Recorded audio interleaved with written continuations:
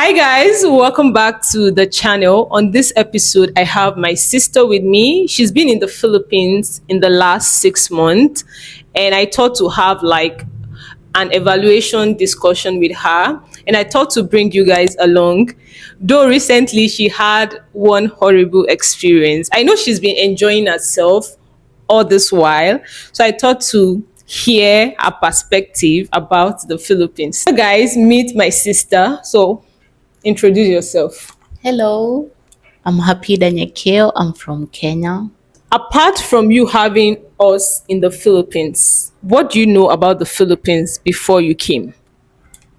To be really honest, nothing. I just maybe in the internet, but nothing much.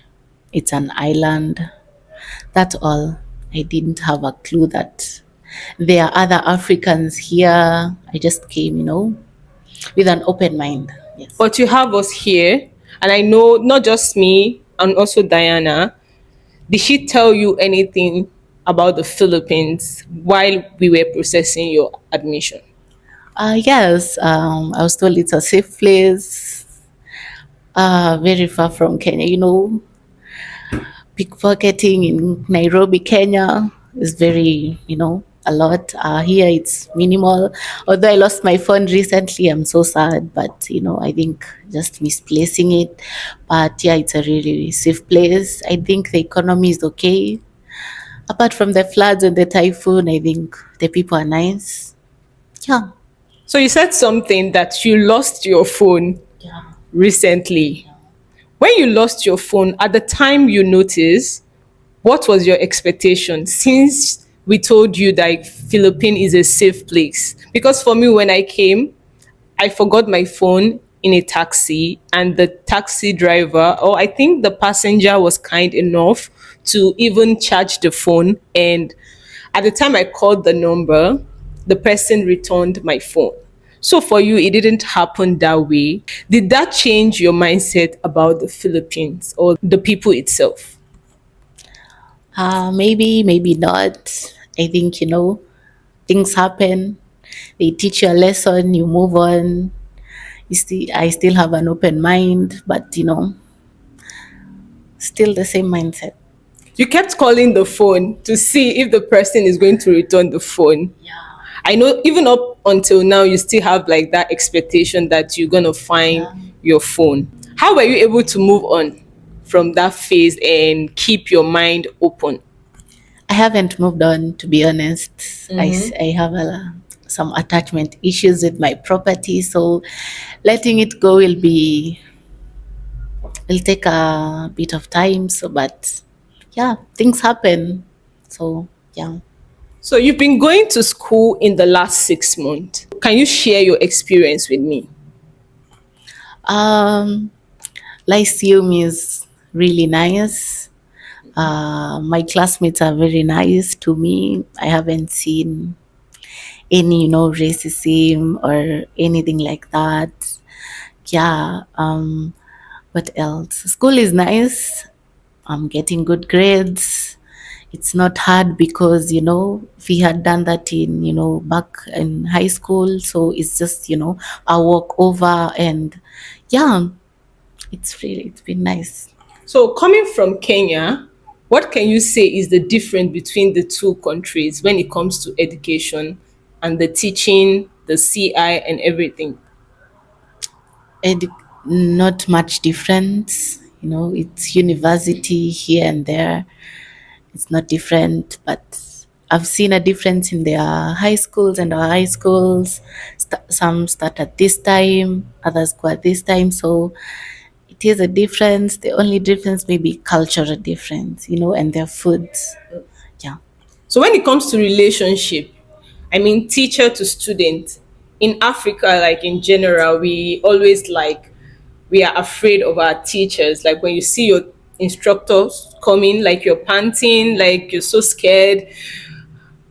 What was it like for you in the beginning of the semester? Uh, you know, just give them respect, to be honest. I wasn't afraid. Yeah, You were surprised or not? I wasn't. I wasn't. Really? No. You know, for me, when I came, I used to like kneel down to greet my teacher until like they said, no, you don't have to do that. Just say hi, ma'am, hello. Like, you know, like when you see somebody that is older, like for me in our culture, like you tend to like either kneel up or straight, and it was like totally different for me. So I saw like students just chatting with their CI. They can just go and say, ma'am, I want to do this, ma'am, I want to do that.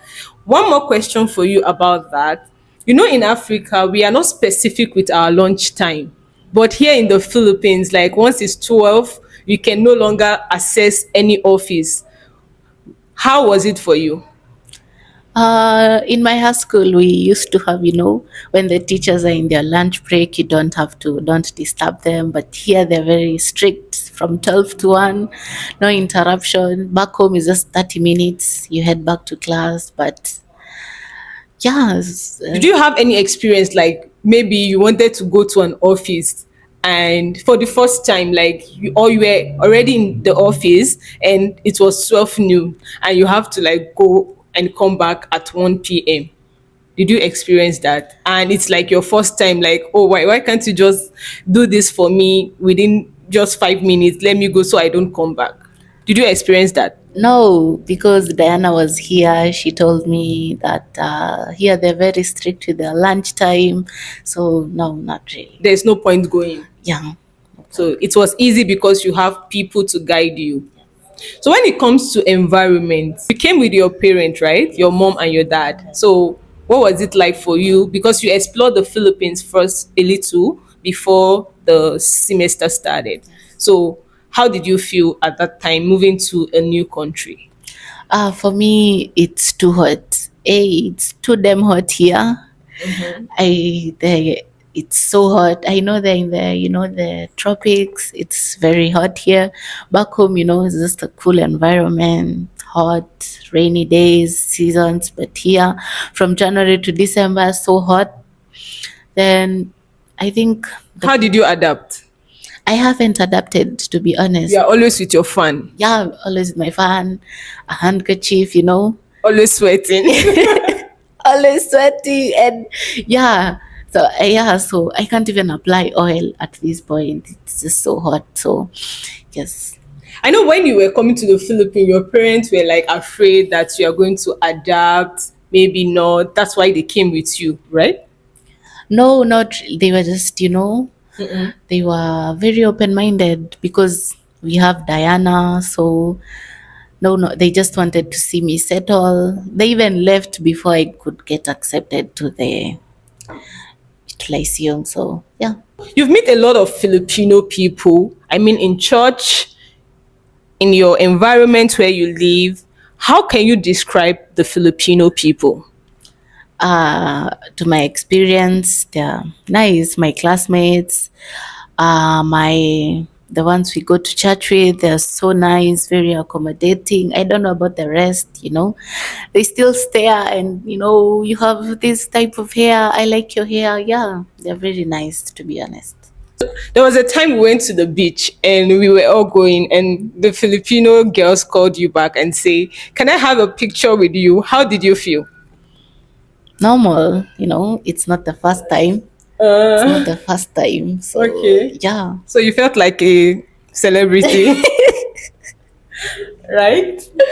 Yes, yeah. So when that happened to you the first time, what was like, what was going through your mind? Like, I wasn't expecting. I was expecting it, to be honest. They haven't seen so much.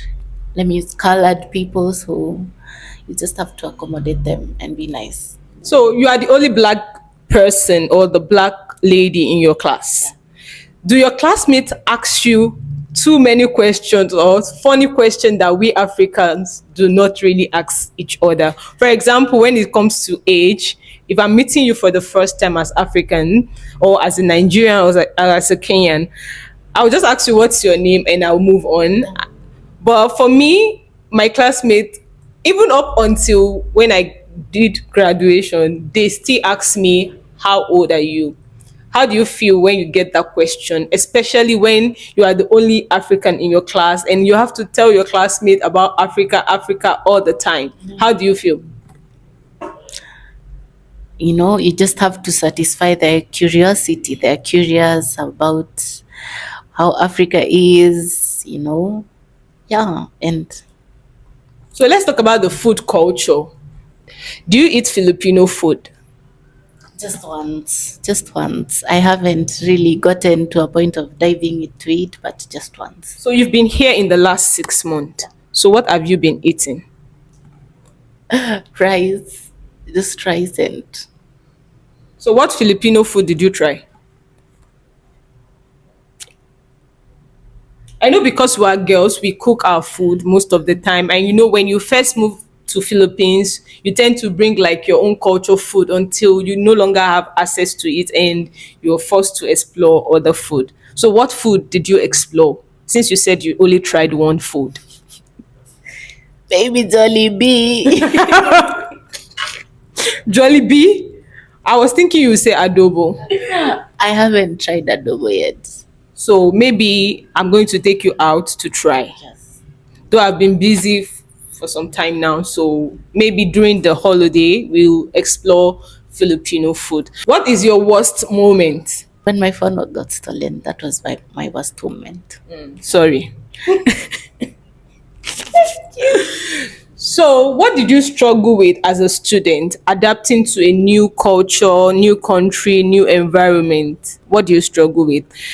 Were you used to having your exam like 4 times in a semester? Um, no, not really. For the challenge is maybe understanding them.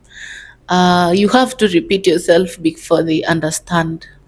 Our pronunciation is not the same as theirs, so it's a bit hard to get them. Yeah. Do you experience language barrier? Yes, a lot. Their English is also not the same as ours. Tagalog? Yeah, I just know Kamusta. Yeah. I mean, during teaching, do they like incorporate Tagalog, and Yes, how they do you manage that? Just ignore them. Yeah. You ignore. Yes, they speak English too.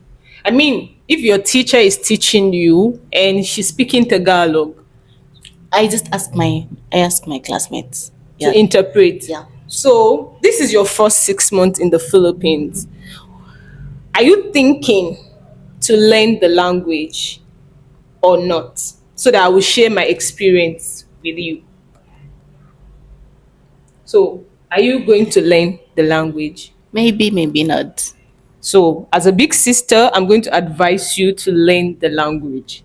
It will do you a lot of favor, especially you're taking up nursing, which means that you will have encounter with like patients in the clinic.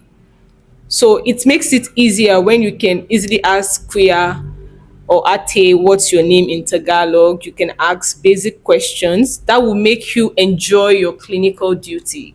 Because especially for us studying in the province, so you will meet a lot of people who are shy to use the English language. So you're just fresh into the system, which is like 6 months. I would suggest and advise you to learn the language. And also for your community duty, you're going to go into the deep into Filipino community where a lot of people do not have access to maybe speaking English often. So for you to enjoy yourself, because for me, I think I struggle with that. And you coming in, I wouldn't want you to struggle. So if you are able to learn the language, from my own perspective, I would say that you should learn the language because there's a saying that says if you are in Roman, Do what the Roms do. so you are in the Philippines, you should learn Yeah, Tagalog. So that will make it a little bit easy, and your classmates will feel like really relaxed to have communication with you. So, overall, in the last 6 months, how can you rate your stay? On a scale of 1 to 10, probably a 7. A 7. So, as my sister, I hope you continue to enjoy your stay in the Philippines. I hope you don't lose your phone again. You've learned your lesson. Don't drop your things carelessly. You need to protect your resources. So, I don't think somebody picked your pocket, but maybe you dropped your phone. Maybe misplacing it. Yeah. So we are not blaming anybody. Yeah, we are not, yes, we are not blaming anybody. So hopefully she finds her phone, although she got a new one already. She's still trying to move on because she has her pictures, her memories Yes. in there. So guys, if you haven't subscribed to my channel, please consider subscribing, and I'll catch you in my next video. Bye guys.